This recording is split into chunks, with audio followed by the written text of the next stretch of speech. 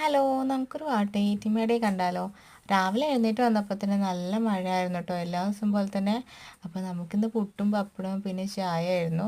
അങ്ങനെ രാവിലെ ഈ തണുപ്പൊക്കെ കൊണ്ടിട്ട് നമ്മളിത് ബ്രേക്ക്ഫാസ്റ്റ് കഴിക്കുവാണ്. എനിക്ക് ഒട്ടും ഇഷ്ടമില്ലാത്തൊരു സാധനമായിരുന്നു കേട്ടോ പുട്ട്.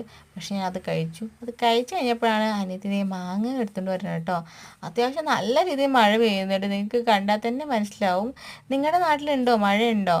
എങ്ങനെയുണ്ട്, മഴയൊക്കെ കുറവുണ്ടോ? ഇവിടെ നല്ല മഴയാട്ടോ മലപ്പുറത്തൊക്കെ. അങ്ങനെ കുറേ നേരം മഴയത്ത് അങ്ങോട്ടും ഇങ്ങോട്ടൊക്കെ ദേ ജസ്റ്റ് കളിച്ചോണ്ടിരിക്കുകയാണ്. അപ്പോഴാണ് ഒരു കാര്യം ഓർത്തത് ഗൈസ്, നമ്മുടെ അടുക്കളയിൽ ചിപ്സ് ഇരിപ്പുണ്ട്.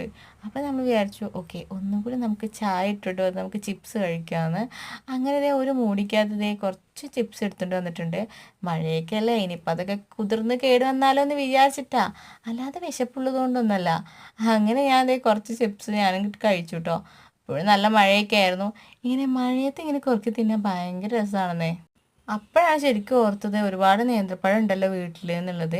അപ്പോൾ ഒന്നും നോക്കില്ല, നേരെ അടുക്കള കയറിയതേ നേന്ത്രപ്പഴം വെച്ചിട്ട് നെയ്യിലിട്ടിട്ട് നല്ലപോലെ വേവിച്ചെടുത്തിട്ടോ. കാണാൻ ലുക്കില്ലെങ്കിലും കഴിക്കാൻ നല്ല ടേസ്റ്റാണ്.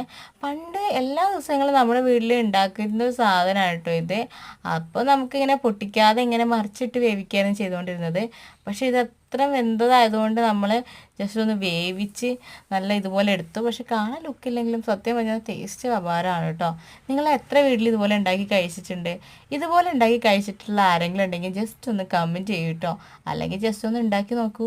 അത് കഴിഞ്ഞപ്പോൾ നമുക്ക് ഏകദേശം ഉച്ചയായിട്ടുണ്ടായിരുന്നു.